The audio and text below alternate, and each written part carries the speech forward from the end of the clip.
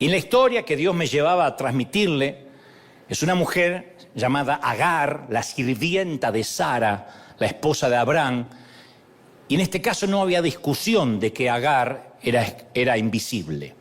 Quizás si esta dama, que ahora te voy a meter un poco más en la historia, hubiese vivido en otro tiempo, en otro lugar, quizá habría recibido un poquito de consideración, de respeto, de dignidad, y habría tenido, por cierto, una estima más sana, más saludable. Sin embargo, en la Biblia, en la época en que ella entra en la historia grande, ella pertenecía al fondo de la cadena alimenticia social. Era el último eslabón.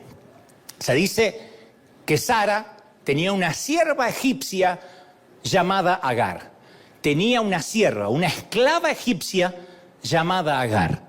Agar era una esclava, punto. No era una empleada mal pagada. No era una voluntaria, era una esclava. Y uno tiende a leer esas palabras sin mucha emoción, esas palabras que son directas y sórdidas acerca de Agar. Esclava.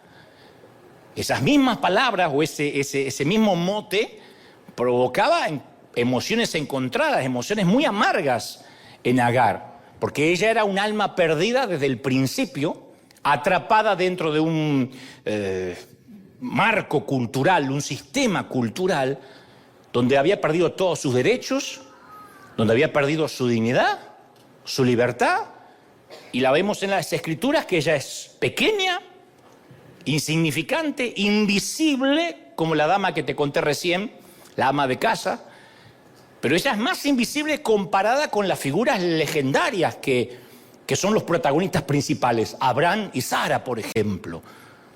Y si uno lee toda la historia, que ahora te la voy a contar, ella vendría a ser una complicación en el relato, una complicación que desordena la línea del relato, la línea del guión de lo que Dios quiere hacer, una intrusa. Y yo no quiero que nos perdamos hoy, en este día tan especial de agradecimiento al Señor, esta historia fascinante, porque si no se nos va a escapar entre los dedos un mensaje muy sanador, de los cuales mucha gente está hambrienta en la actualidad, no solo aquí en el Arena, sino en otras partes del mundo. Y yo te tengo que confesar algo. A mí, desde que era pequeño y me enteré de esta historia de Agar, la muchacha no me simpatizaba mucho. No me gustaba que se metió en la historia. Para mí era la intrusa. Y para mucha gente sigue siendo la intrusa, incluso para otras mujeres. La ven a Agar como la intrusa que llegó para arruinarlo todo, la que destruyó una familia, parecía una robamaridos, y está allí como la primera robamaridos de la historia, una extraña, una que encima luego se muestra un tanto pedante, orgullosa, le sale el argentino que todos guardamos dentro muy pequeñito y no queremos que salga. Pero un día el Señor cambió mi perspectiva hace mucho, y empecé a tomarle cariño a la intrusa, la empecé a entender más que tomarle cariño, afecto. Llegué a simpatizar con la intrusa. La historia completa, que después la pueden leer en vuestros hogares, está en Génesis capítulo 16. Ahí está toda la historia de la intrusa. Si Sara, la esposa de Abraham, era estéril y no podía, obviamente, concebir y dar a luz hijos, y era un cero a la izquierda en la cultura antigua por ser estéril, Agar estaba en la columna de menos cero. Ser estéril ya era una complicación, ya eras una cosa, menos que una cosa. Se cosificaba a las mujeres por no poder tener hijos. Ser esclava era peor todavía. Y aunque Agar compartía con Sara las desventajas, las vicisitudes que la mujer vivía en esta cultura patriarcal, Agar era más vulnerable todavía, porque no tenía derechos como su patrón así los tenía. Era egipcia, gentil, o sea, no era judía, obviamente, extranjera. Su género y su raza ya eran suficientes para complicarle la vida. Desde que nace, su género y su raza le complicaron la vida. Pero eso no era nada con su posición como esclava. Encima que era gentil, que era egipcia, ahora era esclava. Se cree que Agar entra anónimamente en la gran historia antes de la narrativa del Génesis, cuando Faraón enriqueció a Abraham por el privilegio de casarse con Sara, Entonces Faraón trató bien a Abraham por causa de Sara y le dio, dice, ovejas, vacas, esclavos, esclavas, asnos, camellos. Así que Agar bien pudo haber sido uno de los artículos del inventario de la propiedad de Abraham. ¿Qué te dieron, Abraham? Y el faraón me dio vacas, me dio ganado, me dio un par de esclavos. Entre los esclavos, ahí estaba Agar. ¡Qué horror! Despertar una mañana con las noticias que te encaminan al lugar de las subastas. Qué horripilante debe ser para una niña que te arranquen de las personas que más amas y te pongan junto con el ganado, colocado en las manos de un extraño y no sabes dónde vas a parar, cómo te va a ir, puesto al mismo nivel de los caballos, de las ovejas, del ganado con cuerno, de los cerdos. Entonces ahí estaban en la subasta ganado, mujeres, cerdos, niños, todos en el mismo escalón de la existencia social y sujetos a una inspección estricta donde se le miraban las orejas, cada orificio, se los desnudaban delante de todos, se les revisaba si tenían piojos, al mismo nivel que un animal. Y Agar era una esclava africana. ¿Cómo llegó a hacerlo? ¿Cómo llegó a ser esclava, digo? Nadie lo va a saber jamás, la Biblia no nos dice. Capaz que fue un botín de guerra. Alguien fue, peleó en algún sitio de África y tomó los esclavos. Tal vez la vendieron sus padres para pagar sus deudas, que era algo que se estilaba, para poder comer vendían los hijos. Tal vez nació en la esclavitud como hija de esclavo, y ella era la segunda, tercera generación de esclavos. No sé, la única pieza demográfica de Agar es su nacionalidad egipcia. Es lo único que sabemos. Además de eso no hay nada. Yo busqué y no hay nada. Solamente que era egipcia. Todo lo que la Biblia dice, completamente sola en el mundo, sin nadie que hablara por ella, sin representante legal, sin sindicato. Agar enfrentaba una sentencia de por vida de invisibilidad, de insignificancia. Era una propiedad humana y no tenía derechos ni sobre su propio cuerpo. Las esclavas no tenían derecho sobre su propio cuerpo. Esos derechos le pertenecían a otro, a su amo. Y un día le dijeron que su ama, su patrona Sará, o Sarai en ese momento, la usaría como una madre sustituta. Y no había inseminación artificial, convengamos, ¿no? Pero le iba a usar como una mamá sustituta. Y hasta donde sabemos, porque uno investiga, por lo menos yo estuve viendo ayer, Sara no mostró su ama ninguna consideración por la dignidad de Agar. No mostró ninguna humanidad, sabiendo que Agar tenía los mismos sentimientos, esperanzas y anhelos que cualquier otra mujer, independientemente del color de la piel. Y la joven esclava no era nada más que la última oportunidad que tenía Sara de llegar a ser madre. Así que Sara un día, a su, como se dice aquí en Estados Unidos, a su job description, a su tarea diaria, a su descripción de trabajo, le añadió la tarea de tener un hijo de su anciano esposo. Te vas a tener que acostar con el viejo. Cuando termine de fregar los pisos y limpie los cerdos, por favor, el viejo te está esperando en la habitación. Es una situación repugnante. No podemos ponerle un marco bíblico, sacro, porque es una situación repugnante. Hay una sola manera de tener hijos, que solo la podemos comprender, insisto, en el marco de la cultura patriarcal de Medio Oriente, pero no deja de ser repugnante. No es que le dijo, haz el sacrificio, ahí está Brad Pitt esperándote. Y ella dijo, bueno, ¿qué va a hacer? Todo sea por el Señor. Y hay que acostarse con el viejo, con el patrón. Entonces, en ese entonces, en esa cultura había una multiplicidad de esposas, de concubinas, una cosa corriente de aquellos tiempos. Yo, cuando llegue al cielo, voy a decirle a esa gente cómo hicieron con tantas suegras, porque eso fue algo realmente, por eso se ganaron el cielo. Pero había una necesidad de preservar la familia, ¿no? En el pueblo judío había que preservar la prole, los hijos, especialmente cuando la esposa era estéril, había que buscar la manera. Y muchas mujeres jóvenes crecían, eran criadas sabiendo que inevitablemente en algún momento de la vida iban a ocupar ese papel secundario en alguna familia, iban a ser madres sustitutas.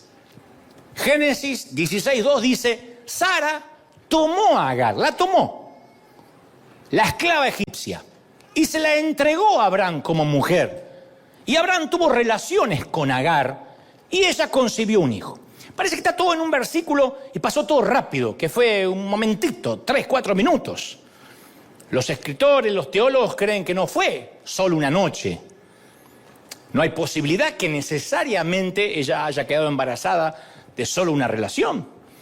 Así que cuando dice tomó, se la entregó, posiblemente eso fue varios días, eso fue durante varias noches. Y visto de la perspectiva de Sara, este era un curso de acción culturalmente aceptable. ¿No puedo tener hijos? Bueno, entonces vas a acostarte con la esclava y cuando ella esté pariendo, va a parir al hijo sobre mis piernas. Y yo voy a hacer de cuenta que es mío.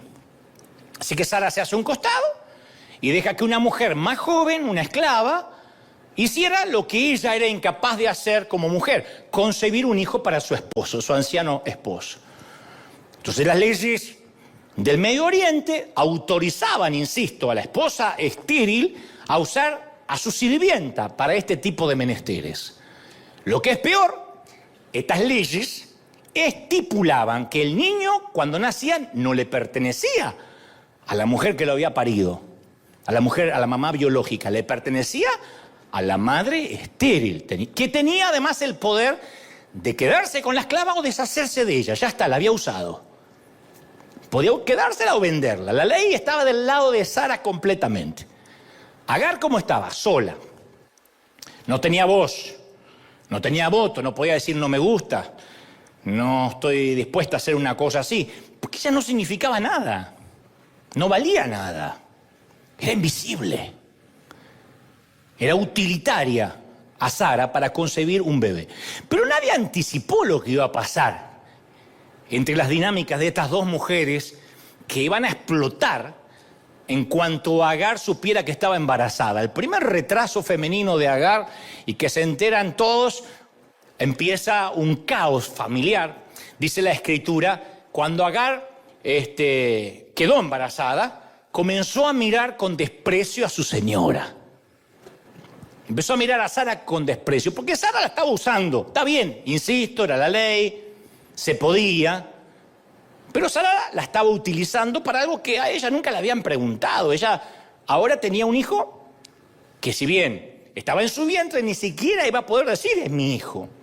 Agar tenía una multitud de razones para sentirse invisible, pero cuando descubrió que estaba embarazada, de alguna manera sintió una dulce reivindicación. Te dicen, ¿y por qué se burlaba de la señora? Y bueno, porque es la primera reivindicación que tiene en la vida. La usan como un trapo de piso, como material descartable. Ahora está embarazada y por lo menos siente que en algo le ganó a su patrona. Claro, su condición legal no cambió. No cambió para nada, pero su posición social se transformó. Ella triunfó donde falló Sara. Concibió un hijo. Entonces yo pienso que ese desprecio, ese menosprecio habrá sido una agresividad pasiva. No me imagino un esclavo maltratando o diciendo adjetivos en contra de su jefe, de su patrón, porque lo decapitaban. Yo creo que habrá sido una agresividad pasiva. Agar, ¿limpiaste los baños? Sí, dentro de todo. Yo pienso que o se tocaría la panza delante de ella. Ando con vómitos, perdóneme. Usted nunca va a saber lo que es eso. Cositas así. Pero las mujeres saben. Tienen un don. El hombre más bruto, si quiere denigrar a alguien, la mujer sabe, ¿no? Tienen un don celestial. Ay, no sé, estoy antojada, Sarai, le habrá dicho, y la otra reventaba. Claro, porque el embarazo no solo le dio valor como mujer, sino que además llevaba el vástago de Abraham en su vientre. Y la anciana Sara, herida, decide vengarse de su sierva insolente. ¿Quién se cree? Dicen en mi país esta chirucita, esta chamaquita. ¿Quién se cree? Esta negrita. ¿Quién se piensa que es? Abraham se mantuvo pasivo. Abraham se mantuvo pasivo en esta disputa familiar, hizo caso omiso, Otro don que tienen los varones.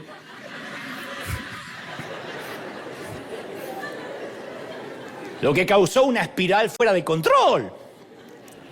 Porque él veía la disputa entre estas dos mujeres que se llaman chispas todo el día. Y en lugar de Abraham, teniendo un buen par de sandalias bien puestas, de establecer la paz en un hogar dividido, Abraham no ofrece más que un encogimiento de hombros. Mira lo que me hace esta. ¿Quién se cree que es? No sabe que nada más nos está apretando el vientre. Se piensa que mi jefa es la esclava. Hace algo. Ya estaba. Viene la otra. La señora me maltrata. La señora me maltrata. Anda a hacer las cosas. Está jugando el Barça. Déjame. Sara no quería ver ni en figuritas a la esclava. Se le venía a la mente, imagino yo, que mal o bien esta dama fue producto de la lujuria de él por varias noches. Porque, insisto, de seguro no fue una sola vez. Y de solo verla y saber que ella había sido parte de una intimidad con su esposo, le revolvía la sangre. Dijo, esta es una pésima idea. Así que Sara le pide a su esposo que se la quiten de encima. Quiero que la eches. Todavía no habían tenido el hijo. Pero dice, yo quiero que te la saques de encima. Sí, pero esta no es de noche, quiero que te la quites de encima. Y ahora le respondió, mira, tu esclava está en tus manos. A mí no me metas en los problemas domésticos. Haz con ella lo bien que te parezca. Eso dijo Abraham. Y ese abandono, ese desdén, esa desidia hacia Agar, le dio licencia a Sara para maltratar a esta mujer. Le dio una licencia para que la trate mal, para que empiece a hacerle la vida imposible. Y dice la palabra, no da muchos detalles, pero dice la palabra que Agar, temiendo por su vida, temiendo para que su patrona la mate, una noche se escapa en dirección a Egipto. Se cree que en dirección a Egipto. No dice bien, pero todo dice que pudo haber ido para Egipto, porque al fin y al cabo es de allí donde la tomaron esclava. Agar merecía protección, no fue idea de ella. ¿Qué tal Abraham y Sara si nos embarazamos? No fue idea de ella. Pero no se le dio esa protección. Y ahora es arrojada como un refrigerador viejo que ya no sirve. Ella había sido su amante. Aún así tenía cierto grado de honor, cierto grado de dignidad. De alguna forma indecente se sentía especial. Pero ahora ¿qué era? Solo una madre soltera, una mujer embarazada soltera. Y fue arrojada sin honor, vergonzosamente expulsada de la vida de Abraham y sin vida propia, porque ahora tiene un hijo en su vientre. Me preguntaba ayer, mientras hacía este mensaje, ¿él sentía algo por ella? Probablemente, Abraham sentía algo por ella. No era una cosa, era una mujer. ¿Él amaría al hijo de su vientre? Y quizás sí. Solo que su esposa dijo, es suficiente, no la soporto. Me hace caritas todo el tiempo, no soporto que pase por la puerta de la tienda tocándose la pancita cuando recién tiene 4 semanas y se toca la panza como va a explotar. Lo que va a hacer esta a los 9 meses.